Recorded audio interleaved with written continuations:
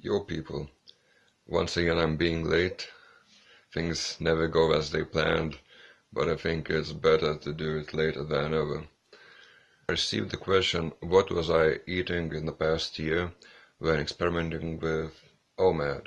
I was experimenting a lot with different kind of foods, and I started doing OMAD, eating the food that I was usually eating, and it was high carb. The problem with that was it's kind of difficult to get enough calories in one sitting because, it's not very dense. You need to eat, more to get the same amount of calories. And it's not a very sustainable source of energy. I would like to say a couple of things about protein.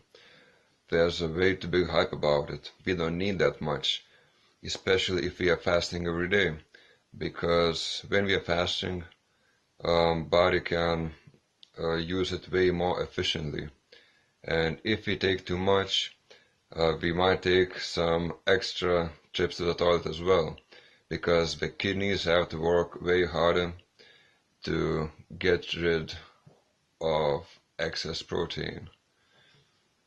Actually, all we need is 1.8 grams of protein for every lean kilogram of our body. According to studies, you can't absorb more than that. And to make sure the absorption is working well, you can consume some apple cider vinegar, which acidifies the stomach, which is responsible for breaking down of protein. I was still able to make it work, consuming about 200 grams of carbs and about 65% of calories from fats. And every day I had that hour when I was running out of glycogen and starting to burn fat for fuel. And this was my happy hour.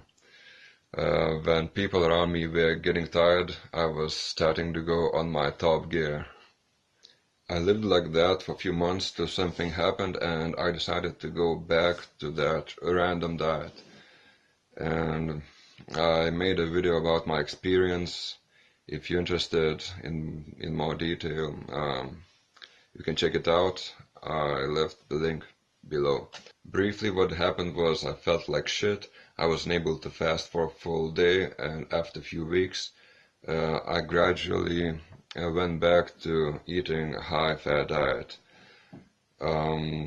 As I see it, it's the easiest and the healthiest way to eat. So my ultimate diet was veggies, like carrots, cauliflower, broccoli for micronutrients, and nuts and seeds for fats and amino acids, and some other micronutrients. From the nuts, mostly peanuts, which ain't even technically nuts, and almonds, sometimes cashews and other nuts.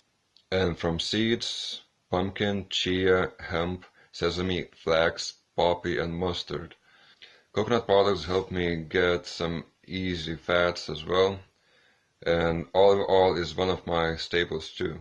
Sometimes I was eating some fruit, but they are more for fun than for the value, because they are way too high in carbs. I used the Chronometer app, and according to it, all these products are enough to get what you need. I almost forgot. You can get B12 from Marmite yeast extract, or some other fortified vegan products like non-dairy milk. That's all for this video. If you have any more comments or questions, drop them down below. If you want, you can follow me on Twitter as well. So thanks for watching. See you next time. And as always, keep aiming high. At least higher than the ceiling. Bye.